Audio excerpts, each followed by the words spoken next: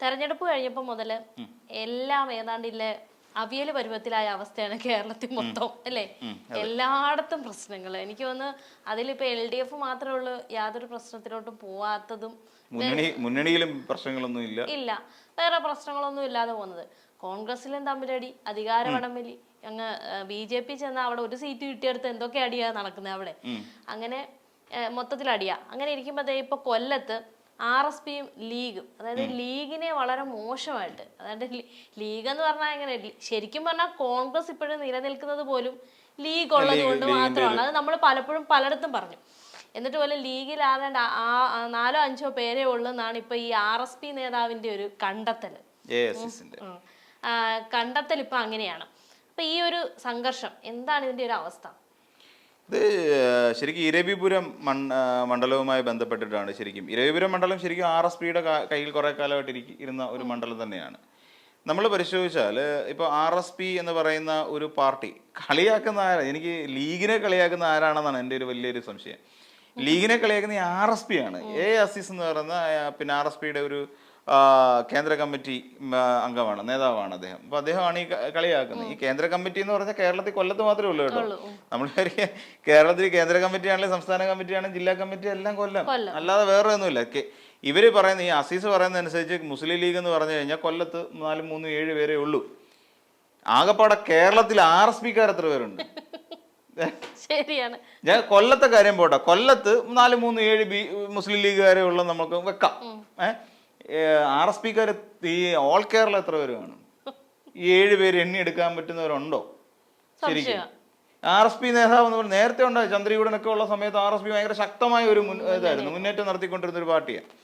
ഇപ്പോൾ RSPയുടെ അവസ്ഥ എന്താ? LDF നിന്ന സമയത്ത് അത്യാവശ്യം കുഴപ്പമില്ല എന്നുള്ള നിലയിൽ പൊക്കോണ്ടിരുന്ന മന്ത്രിസ്ഥാനം വരെ കിട്ടിയിട്ടുള്ള ഒരു പാർട്ടിയാണ് ശരിക്കും RSP. ഇന്ന് RSPക്ക് ഒരു മന്ത്രിയുണ്ടോ?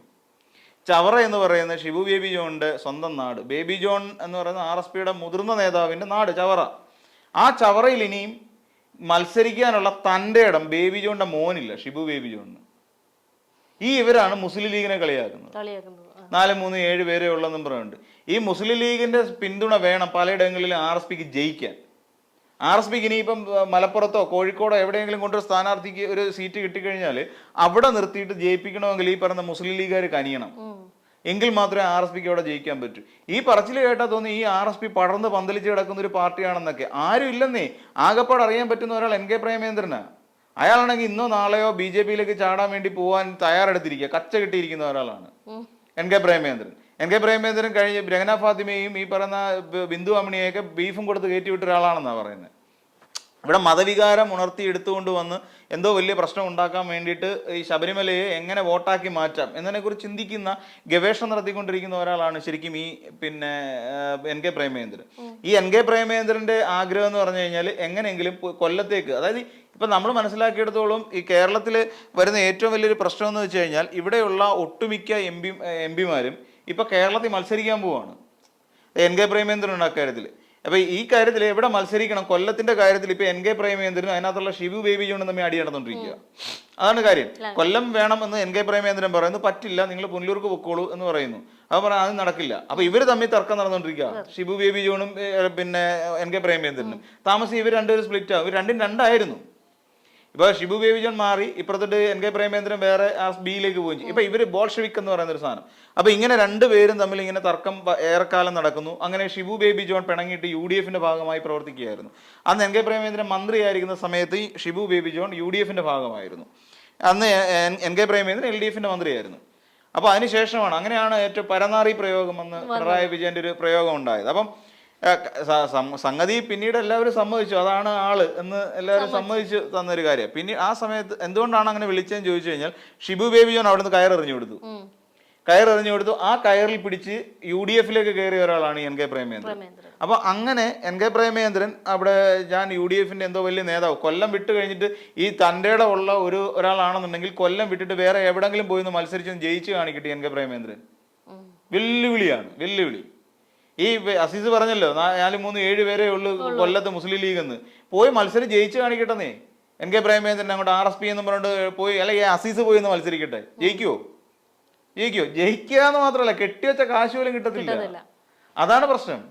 അപ്പൊ ഇങ്ങനെ പോയി നിൽക്കാൻ പോലുള്ള തൻ്റെ ഇടവോ പ്രാപ്തിയില്ലാത്ത നേതാക്കന്മാരാണ് RSPയിലുള്ളത്. RSPനെ എല്ലെന്ന് പറഞ്ഞിട്ട് വേറെണ്ണമുണ്ട്. അത് കോവൂർ കുഞ്ഞുമോൻ, കുന്നത്തൂരൊക്കെ ഉള്ള കോവൂർ കുഞ്ഞുമോനൊക്കെ ഉള്ള പാർട്ടിയാണ്. അതിനൊരു MLA ഉണ്ട്. എന്താ വെച്ചാൽ പിന്നെ എന്താ സർക്കാരിന്റെ ബന്ധപ്പെട്ട ഒരു MLA ഉണ്ട് അവിടെ. ഇവിടെ വേറൊന്നുമില്ല. ഇവിടെ ആ പാടി NK പ്രേമേന്ദ്രൻ മാത്രമുണ്ട്. എന്തോ ഇയാളെ കൊണ്ടുള്ള പ്രയോജനം? പാർട്ടിക്ക് എന്തെങ്കിലും ഗുണമുണ്ടോ? അതുമില്ല. ഇവര് മുസ്ലിം ലീഗിനെ കളിയാക്കുക. ഇവര് മനസ്സിലാക്കാത്തൊരു കാര്യമുണ്ട്, രണ്ടാം കക്ഷിയാണ് മുസ്ലിം ലീഗ്. UDF എന്ന് പറയുന്ന മുന്നണിയിലെ രണ്ടാം കക്ഷിയാണ് മുസ്ലിം ലീഗ്. ഈ പൊട്ടക്കിണറ്റിലെ തവള പറയുന്ന പോലെ പൊട്ടക്കിണറ്റിലെ തവളയ്ക്ക് അതിനകത്ത് കിടക്കുന്ന കാര്യങ്ങളല്ലേ അറിയാം. അതാണ് പ്രശ്നം. രണ്ടാം കക്ഷിയാണ് ലീഗ്. ഈ ലീഗിനെയാണ് ഈ പറഞ്ഞ അസീസ് വെല്ലുവിളിക്കുന്നത്. ഇല്ല പിന്നെ ആന എടുക്കി ചെന്ന് അണ്ണാൻ ഞെളിഞ്ഞു എന്നുകൊണ്ട് പറയുന്ന പോലെ ഈ പറയുന്നത്. ഈ വെല്ലുവിളി എനിക്ക് അങ്ങനെ ഫീൽ ചെയ്യുന്നത്. അത് അത്രേ ഉള്ളൂ. ഇയാളുടെ വിചാരം എന്ന് വെച്ച് കഴിഞ്ഞാൽ കൊല്ലം എന്ന് പറഞ്ഞാൽ പിന്നെ RSP അങ്ങ് കുമിഞ്ഞു കൂടി കിടക്കുകയാണ്. ഏത് സീറ്റ് എവിടെ നിന്ന് മത്സരിച്ചാലും RSP അങ്ങ് ജയിച്ച് പണ്ടാരടങ്ങും. എന്നിട്ട് RSPക്ക് ഏറ്റവും കൂടുതൽ വേരോട്ടമുള്ള ചവറയിൽ പോലും സുജിത്ത് വിജയൻപിള്ളയെ പരാജയപ്പെടുത്താൻ ഷിബു ബേബി കൊണ്ട് കഴിഞ്ഞിട്ടില്ല എന്നുള്ളതാണ് വാസ്തവം. ഇനിയൊട്ട് അതിന് കഴിയത്തുമില്ല. ഇത്തവണയും ചവറ സീറ്റ് ഷിബു ബേബി കൊണ്ട് കൊടുക്കാന്ന് പറയുമ്പോൾ ഷിബു ബേബി തൊഴുതുകൊണ്ട് അങ്ങ് മടങ്ങി. കാര്യം പറ്റില്ല. സ്വന്തം തട്ടകത്തിൽ വീണ്ടും വീണ്ടും തോക്കുക എന്ന് പറഞ്ഞാൽ അതൊരു ഗതികെട്ട പരിപാടിയാണ് നീ. അപ്പൊ അതുകൊണ്ട് ഷിബു ബേബി ജോൺ ഇനിയും ചവറ നോട്ടമില്ല. പുള്ളിക്ക് കൊല്ലത്തേക്ക് മാറ്റി പിടിക്കണം. കൊല്ലത്ത് പിന്നെ കോൺഗ്രസ് അല്ല UDF ഇറക്കാൻ പോകുന്നത് അല്ല CPM ഇറക്കാൻ പോകുന്ന ഒരു ദുർബല സ്ഥാനാർത്ഥി ആയിരിക്കും എന്നുള്ളൊരു തോന്നൽ ഷിബു ബേബി ജോണിനുണ്ട്. അപ്പൊ അതുകൊണ്ട് അവിടെ ദുർബലനെ പരാജയപ്പെടുത്താൻ എളുപ്പമാണ്. പക്ഷെ വേറൊരു പ്രശ്നമുണ്ട്. കൊല്ലത്തെ സീറ്റ് എന്ന് പറഞ്ഞു കഴിഞ്ഞാൽ ശരിക്കും കോൺഗ്രസിൻ്റെതാണ്. കോൺഗ്രസ് വിട്ടുകൊടുക്കണം. കോൺഗ്രസ് പറയുന്ന ഒരു കാര്യം, ഇത്തവണ RSP ആ സീറ്റിൽ മത്സരിച്ചോളൂ എന്ന് കോൺഗ്രസ് പറയുകയാണെങ്കിൽ മാത്രമേ RSPക്ക് അവിടെ മത്സരിക്കാൻ പറ്റൂ. അല്ലെങ്കിൽ വല്ല പുനലൂര് പോയി മത്സരിക്കണം, ഇരവിപുരത്തും മത്സരിക്കണം. ഇരവിപുരത്തിന് വേണ്ടിയിട്ട് ഇപ്പൊ ലീഗ് അവിടെ ജയിച്ചിട്ടുള്ളതാണ്. ഇരവിപുരത്തിൽ ജയിച്ചിട്ടുണ്ട്. അപ്പം ലീഗിന് പിന്നെ ഇരവിപുരം സീറ്റ് വേണമെന്ന് അവർ വാശി പിടിച്ചോണ്ടിരിക്കുക. അവിടെ എന്തുകൊണ്ടാണ് അവിടെ ഇനിയിപ്പോ ലീഗ് മത്സരിച്ചില്ല എന്ന് വിചാരിച്ചു. ഇപ്പൊ കൊല്ലം കോർപ്പറേഷനിൽ ഇപ്പൊ ഒരു പ്രശ്നം ഉണ്ടായെന്ന് വെച്ചാൽ SDPI പിന്തുണയ്ക്കുകയാണ് ഇപ്പോൾ അവിടെ കൊല്ലം കോർപ്പറേഷനിൽ. അപ്പൊ ഇങ്ങനെ വരുന്ന ഒരു കാര്യം എന്ന് വെച്ചാൽ ആ ഭാഗങ്ങളിൽ SDPI ശക്തമായ ഒരു സാന്നിധ്യമായി മാറിക്കൊണ്ടിരിക്കുന്നു. ഇത് ലീഗിന് ദോഷം ചെയ്യും. SDPIയും വെൽഫെയർ പാർട്ടിയും വളർന്നു വരുന്ന ഒരു സാഹചര്യം ലീഗിന് ദോഷമാണ്. എന്തുകൊണ്ടാണ് എന്ന് ചോദിച്ചാൽ സമസ്തയുടെ മുന്നറിയിപ്പ് തന്നെ നമ്മൾ നോക്കിയാൽ പോരെ. സമസ്ത പറയുന്നത് ഇവര് ശരിക്കും പറഞ്ഞാൽ ഒരു മതനിരപേക്ഷത ഊന്നി പിടിച്ചുകൊണ്ടുള്ള മതരാഷ്ട്രവാദികളാണ്. അപ്പൊ ഇവരുടെ ആശയങ്ങൾ ഉൾക്കൊള്ളാൻ നിന്ന് കഴിഞ്ഞാൽ മുസ്ലിം ലീഗ് താറുമാറായി പോവും. അത് സമൂഹത്തിനും അതോടൊപ്പം തന്നെ സമുദായത്തിനാകമാനവും വിപത്താണ് എന്നുള്ളൊരു മുന്നറിയിപ്പ് സമസ്ത കൊടുത്തു കഴിഞ്ഞു. അപ്പൊ ഇതിന്റെയൊക്കെ അർത്ഥം എന്ന് പറഞ്ഞാൽ SDPI കൊല്ലം മേഖല കേന്ദ്രീകരിച്ചുകൊണ്ട് വളരുന്നു. അപ്പോൾ RSP ചിന്തിക്കുന്നത് എന്തായിരിക്കാം? സ്വാഭാവികമായും അവർ വളരണം, SDPI വളരണം. കാരണം പിന്നെ ഇയാളെ സംബന്ധിച്ചിടത്തോളം VD സതീശനെ സംബന്ധിച്ചിടത്തോളം SDPIക്ക് എല്ലാ വളവും വെള്ളവും ഒക്കെ ഒഴിച്ചു കൊടുത്ത് അതിനെ ഇങ്ങനെ തീനും ദിനയും കൊടുത്ത് വളർത്തിക്കൊണ്ടിരിക്കുകയാണ് ശരിക്കും ചെയ്തുകൊണ്ടിരിക്കുന്നത്. അപ്പം ഈ രീതിയിൽ SDPIയുടെ വളർച്ചയ്ക്ക് വേണ്ട മരുന്നിട്ട് കൊടുക്കുകയാണ് ശരിക്കും ഈ തർക്കത്തിലൂടെ ഉണ്ടാകുന്നത്. പിന്നെ മറ്റൊരു കാര്യം കൂടി വന്നു കഴിയുമ്പോൾ പൊതുവെ കോൺഗ്രസ് എന്ന് പറയുന്ന പാർട്ടിക്കുള്ളിൽ തന്നെ തർക്കം നിലനിൽക്കുകയാണ്. ഈ തദ്ദേശ തെരഞ്ഞെടുപ്പ് കഴിഞ്ഞതോടുകൂടി സീറ്റ് വിഭജനവുമായി ബന്ധപ്പെട്ടും ഈ മേയർ സ്ഥാനവും അതോടൊപ്പം പഞ്ചായത്ത് പ്രസിഡന്റ് സ്ഥാനം ഉൾപ്പെടെയുള്ള സ്ഥാനമാനങ്ങൾക്ക് വേണ്ടി രണ്ട് കൂട്ടരും തമ്മിലടിച്ചുകൊണ്ടിരിക്കുകയാണ്. കാര്യമായി തമ്മിലടിച്ചുകൊണ്ടിരിക്കുകയാണ്. നമുക്കറിയാമല്ലോ, ഇപ്പൊ പിന്നെ തൃശ്ശൂർ നഗരസഭയിലുണ്ടായതും കൊച്ചി നഗരസഭയിലുണ്ടായതും പിന്നെ മറ്റ് മലപ്പുറത്തടക്കമുള്ള വിഷയങ്ങൾ. മലപ്പുറത്ത് പറഞ്ഞുകൊണ്ടിരിക്കുന്നത് ഞങ്ങൾ ഇനിയും കോൺഗ്രസ് പിന്നെ ലീഗുമായിട്ട് സഹകരിക്കില്ല എന്ന് കോൺഗ്രസ്സുകാർ പറഞ്ഞു കഴിഞ്ഞു. അപ്പോൾ ഈ രീതിയിൽ പലയിടത്തും തർക്കങ്ങൾ ഇങ്ങനെ രൂക്ഷമായിക്കൊണ്ടിരിക്കുകയാണ്. കോൺഗ്രസിനുള്ളിൽ തന്നെ പ്രശ്നം, മുന്നണിക്കകത്ത് പ്രശ്നം. ഇത് ദോഷം ചെയ്യാൻ പോണത് വരാൻ പോകുന്ന തെരഞ്ഞെടുപ്പിലായിരിക്കും. വരാൻ പോകുന്ന നിയമസഭാ തെരഞ്ഞെടുപ്പ് എത്തുമ്പോഴേക്ക് ഇത് തുടക്കമാണ്. ഈ ഒരു തർക്കം തുടക്കമാണ്. ഇതിനെ ചൊല്ലി വീണ്ടും തർക്കങ്ങൾ ഇങ്ങനെ 1 by 1 ആയിട്ട് വന്നുകൊണ്ടിരിക്കും. ഇങ്ങനെ തർക്കങ്ങൾ ഓരോന്ന് കൂടിക്കൊണ്ടിരിക്കുകയും ചെയ്യും. ഇവിടെ കൃത്യമായി നമ്മൾ നോക്കി LDFന്റെ ഭാഗത്തു നിന്ന് ഇപ്പോൾ ഒരു തെരഞ്ഞെടുപ്പ് കഴിഞ്ഞു, തോറ്റു. LDFന് ഉദ്ദേശിച്ച ഒരു മുന്നേറ്റം ഈ തദ്ദേശ തെരഞ്ഞെടുപ്പിൽ ഉണ്ടാക്കാൻ കഴിഞ്ഞിട്ടില്ല. തോറ്റു എന്നുള്ള കാര്യം യാഥാർത്ഥ്യമാണ്. അത് എങ്ങനെയൊക്കെ പറഞ്ഞാലും തോറ്റത് തന്നെയാണ്. പക്ഷേ ഈ തോൽവിയുടെ ഉത്തരവാദിത്വം ഏറ്റുകൊണ്ട് ആരെയും പഴിചാരി കണ്ടില്ല എന്നുള്ളതാണ് LDFനകത്തുള്ള ഏറ്റവും വലിയൊരു ഗുണം എന്ന് പറഞ്ഞാൽ. ഇപ്പൊ MV ഗോവിന്ദൻ മാഷിന്റെ പ്രശ്നം കൊണ്ടാണ് ഇവിടെ പാർട്ടി തോറ്റത്. ആരെങ്കിലും പറഞ്ഞോ? ഇല്ല. പിണറായി വിജയന്റെ തെറ്റായ സമീപനം കൊണ്ടാണ് പാർട്ടി തോറ്റത്. ആരും പറഞ്ഞു കേട്ടില്ല. അല്ലെന്നുണ്ടെങ്കിൽ പിന്നെ രണ്ട് മുന്നണികൾ തമ്മിലുള്ള തർക്കം കാരണം, അതായത് നമ്മുടെ CPIയും CPMും തമ്മിലുള്ള തർക്കം കാരണമാണ് ഇവിടെ തോറ്റത്. ആരും പറഞ്ഞു കേട്ടില്ല. അടിസ്ഥാനപരമായ അല്ലെങ്കിൽ അടിത്തറ പിന്നെ എന്താ പറയുക ഒരു വേണ്ട വോട്ടുകൾ നമ്മളിലേക്ക് എത്തിക്കാൻ വേണ്ടിയിട്ട് ഇവിടെ പാർട്ടിക്ക് കഴിഞ്ഞില്ല എന്നുള്ള ഒരു കാര്യം മാത്രമാണ് പാർട്ടി അനാലിസിസ് ചെയ്തത്. അല്ലെ കൃത്യമായ ഒരു സ്റ്റഡി നടത്തി അതിനെക്കുറിച്ചാണ് പറഞ്ഞത്. അല്ലാതെ വേറെ ഒരു തരത്തിലും പാർട്ടിക്കകത്ത് പാർട്ടിക്കാർ തമ്മിലടിക്കുകയോ ഇനി അഥവാ മുന്നണികൾ തമ്മിലടിക്കുകയോ ചെയ്യുന്നില്ല. പക്ഷെ UDF അങ്ങനല്ല. വിജയിച്ച UDF എന്ന് പറയുന്ന മുന്നണിക്കകത്ത് മുന്നണിയിലെ പാർട്ടികൾ തമ്മിൽ ഇപ്പൊ RSP, മുസ്ലിം ലീഗ്, കോൺഗ്രസ്, ഇനി വേറെ പാർട്ടികളും വരും. ഇനിയിപ്പോ പുതുതായിട്ട് വന്നു ചേരുന്ന പാർട്ടികൾ കൂടിയുണ്ട്. ഇവരെല്ലാം കൂടി കേരള കോൺഗ്രസ്, ജോസഫിന്റെ കോൺഗ്രസ്, ഇതെല്ലാം കൂടെ ചേർന്ന് തമ്മിലടിച്ചോണ്ടിരിക്കുക. ഈ തമ്മിലടി രൂക്ഷമാവും. കാര്യം ഇനി അടുത്ത സീറ്റ് വിഭജനം വരാൻ പോകും. സീറ്റ് വിഭജനം വരുമ്പോഴാണ് അവിടെയാണ് ഏറ്റവും വലിയ തമ്മിലടി. ഇപ്പോഴത്തന്നെ പറയാം 4, 3, 7 പേരേ ഉള്ളൂ. 20 സീറ്റിന്റെ കാര്യത്തിൽ വെച്ചിട്ടാണ് പറയുന്നത്. അപ്പം ഈ തമ്മിലടി അങ്ങോട്ട് രൂക്ഷമാവും. തമ്മിലടി രൂക്ഷമായി കഴിയുമ്പോൾ ഉണ്ടാകുന്ന പ്രശ്നം, മുസ്ലിം ലീഗിനെ സംബന്ധിച്ചിടത്തോളം ലീഗിന് കോൺഗ്രസ് വിട്ടു കഴിഞ്ഞാൽ നീ പോകുന്നുള്ള ഇതാണ്. ലീഗ് ഇപ്പം കേരളത്തിൽ പിന്നെ ഇപ്പം മലപ്പുറത്ത് മാത്രമായി കുറേയധികം സീറ്റുകൾ നേടിക്കൊണ്ടാണ് ലീഗ് മത്സരിക്കുന്നത്. ലീഗിന് വേണമെങ്കിൽ കേരളത്തിന്റെ തെക്കേറ്റം മുതൽ വടക്കേറ്റം വരെ സ്ഥാനാർത്ഥികളെ നിർത്താൻ പറ്റും. ഈസി ആയിട്ട് പറ്റുമെന്നേ. അങ്ങനെ നിർത്തിക്കഴിഞ്ഞാൽ സമസ്ത ഉൾപ്പെടെയുള്ള പല ആളുകളും ലീഗിന് പിന്തുണ പ്രഖ്യാപിക്കുകയും ചെയ്യും. അങ്ങനെ വന്നാൽ പിന്നെ ലീഗ് കോൺഗ്രസിന് പകരമുള്ള പാർട്ടിയായി മാറും. അപ്പോൾ കോൺഗ്രസ് എന്ന് പറയുന്ന പാർട്ടിക്ക് ലീഗ് വിട്ടുകഴിഞ്ഞാൽ മലപ്പുറം മേഖലയിലോ അല്ലെങ്കിൽ മലബാർ മേഖലയിലോ ഒറ്റ സീറ്റ് പിടിക്കാനുള്ള കെൽപ്പില്ലെന്നേ. അപ്പോൾ അങ്ങനെ വന്നാൽ ഈ പറയുന്ന ഇത്രയും 14 ജില്ലകളിൽ 150 മണ്ഡലങ്ങളിൽ കൊണ്ട് നിർത്തി വിജയിപ്പിക്കുമോ? എനിക്ക് തോന്നുന്നില്ല. അതിനുള്ള ഒരു പാങ്ങ് സത്യം പറഞ്ഞാൽ കോൺഗ്രസിനില്ല. അപ്പം രണ്ടാമത്തെ കക്ഷിയായിട്ട് അല്ലെങ്കിൽ UDF എന്നുള്ളതല്ല, പിന്നെ ഏറ്റവും വലിയ മറ്റൊരു ഇൻഡിപെൻഡന്റ് രാഷ്ട്രീയ പാർട്ടിയായി ലീഗ് മാറും. ലീഗിന് അതിനുള്ള ശക്തിയുണ്ട്. ശക്തി മാത്രമല്ല, ലീഗിന് അതിനെ എങ്ങനെ കൊണ്ടുപോകണമെന്നറിയാൻ പറ്റുന്ന ഒരു നേതൃത്വമുണ്ട്. കോൺഗ്രസിന് ഇല്ലാത്തത് അതാ. ഇപ്പൊ പാണക്കാട് തങ്ങൾ പറഞ്ഞു കഴിഞ്ഞാൽ തങ്ങളുടെ വാക്കിന് അപ്പുറത്തേക്ക് സഞ്ചരിക്കുന്ന ഒരു പാർട്ടി പ്രവർത്തകൻ ഇല്ല ലീഗിനകത്ത്. അതാണ് ലീഗിന്റെ ഏറ്റവും വലിയ ബലം. നമ്മൾ നോക്കിയാൽ മതി. പാണക്കാട് ഹൈദരലി ശിഹാബ് തങ്ങൾ ഒരു വാക്ക് പറഞ്ഞാൽ അതിനപ്പുറത്തേക്ക് സാദിഖലി ശിഹാബ് തങ്ങൾ ഒരു വാക്ക് പറഞ്ഞാൽ അതിനപ്പുറത്തേക്ക് പറയുന്ന ഒരു ലീഗ് പ്രവർത്തകനെ പോലും കാണാൻ കഴിയില്ല. കുഞ്ഞാലിക്കുട്ടി ഒരു വാക്ക് പറഞ്ഞാൽ കുഞ്ഞാലിക്കുട്ടിക്ക് അപ്പുറത്തേക്ക് ആരും ഇല്ല. ഇതാണ് ലീഗിന്റെ ഒരു നയം. നമ്മൾ നോക്കിയാൽ മതിയല്ലോ. ലീഗിനകത്ത് എപ്പോഴും ഒരു ആശയപരമായ ഐക്യം എപ്പോഴും ഉണ്ടാവും.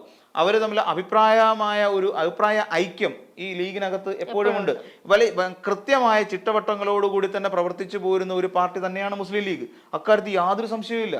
ഇതിന് നേരെ വിപരീത ദിശയിൽ സഞ്ചരിക്കുന്ന ഒരു പാർട്ടിയാണ് കോൺഗ്രസ് പാർട്ടി. അവിടെ അഭിപ്രായ ഐക്യം എന്ന് പറയുന്നത് കേട്ടുകേൾവി മാത്രമാണ്. അവിടെ അഭിപ്രായ ഐക്യം എന്ന് പറയുന്നത് ഇല്ല. കാരണം എന്താ? അവർക്കൊരു സംഘടനാ സംവിധാനം ഇല്ല. മുസ്ലിം ലീഗ് നേരെ മറിച്ചാണ്. അപ്പൊ അതുകൊണ്ടാണ് പറയുന്നത്, ലീഗിനെ സംബന്ധിച്ചിടത്തോളം കേരളത്തിൽ ഒട്ടുക്ക് 140 മണ്ഡലങ്ങളിലും നിർത്തി കഴിഞ്ഞാലും വിജയിപ്പിച്ചെടുക്കാൻ സാധ്യതയുണ്ട്. അവർക്കൊരു 50 സീറ്റ് കിട്ടിയാൽ പോരെ ലീഗിന്. ഇവര് തീർന്നില്ലേ? കോൺഗ്രസ് പാർട്ടി തീർന്നില്ലേ? കോൺഗ്രസ് ജയിച്ചുകൊണ്ടിരിക്കുക ലീഗിന്റെ വോട്ട് കൊണ്ടാണ്. ഇപ്പൊ ഞാനൊരു കാര്യം പറ്റി, ഇതിനകത്ത് പിന്നെ ലീഗ് ഇതിൽ നിന്ന് പിൻവലിഞ്ഞു പോയാൽ ഒരു പറ്റം മുസ്ലിങ്ങൾ കൂടി അങ്ങോട്ടേക്ക് മാറും, മുസ്ലിം ലീഗിലേക്ക് മാറും. അതോടുകൂടി ഇതിന്റെ ശക്തി ക്ഷയിച്ചു. അതോടൊപ്പം തന്നെ ഉള്ള വക്കാലത്ത് ചെയ്തു കൊടുത്ത് ക്രിസ്ത്യൻ വോട്ടുകളെല്ലാം പിടിച്ച് BJP സ്വന്തം കീശ നിറച്ചുകൊണ്ടിരിക്കുകയാണ്. ഇതെല്ലാം കോൺഗ്രസിന്റെ പരാജയമാണ്, അല്ല LDFന്റെ പരാജയമല്ല. LDF എന്ന് പറയുന്ന ഒരു സംവിധാനം ഇപ്പൊ കണ്ടോണം, തെരഞ്ഞെടുപ്പ് എടുത്തു കഴിയുമ്പോഴത്തേക്ക് ഇതിന്റെ ഭയങ്കര ചിട്ടവട്ടങ്ങളിലൂടെ ആയിരിക്കും പോകുന്നത്. അതിഭീകരമായ സംഘടനാ സംവിധാനങ്ങളിലൂടെ മുന്നോട്ട് പോകാൻ ശേഷിയുള്ള ഒരു മുന്നണിയാണ് LDF. അത് വളരെ കൃത്യമായി അതിന്റെ കാര്യങ്ങൾ കൈകാര്യം ചെയ്യാനും പരസ്പരം പാരവെപ്പൊന്നുമില്ല. സീറ്റ് നിർണയം വരുന്ന സമയത്ത് കണ്ടോണം, ഒരാൾ പോലും ഞങ്ങൾക്ക് പാർട്ടിയിൽ ഇഷ്ടമില്ലാത്തതാണ് ഈ സീറ്റ് എന്ന് പറഞ്ഞിട്ട് പോവില്ല.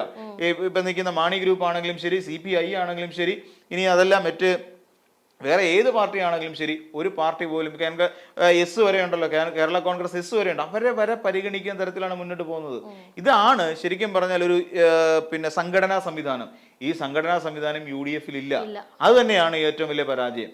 അത് തന്നെയാണ് ഇനിയിപ്പോ സംഭവിക്കാൻ പോകുന്നത്. അതാണ് നമ്മൾ ഈ പിന്നെ RSPയെ പോലുള്ള ഈ 2 പേരുള്ള പാർട്ടി, RSPയിലെ മൂന്നാമതൊരാളെ നമുക്കാർക്കും അറിയത്തില്ല. ഷിബി ബേബി ജോണും NK പ്രേമേന്ദ്രനും കഴിഞ്ഞ ആദ്യമായിട്ട് A അസീസ് എന്നൊക്കെ നമ്മൾ കേൾക്കുന്നത് തന്നെ.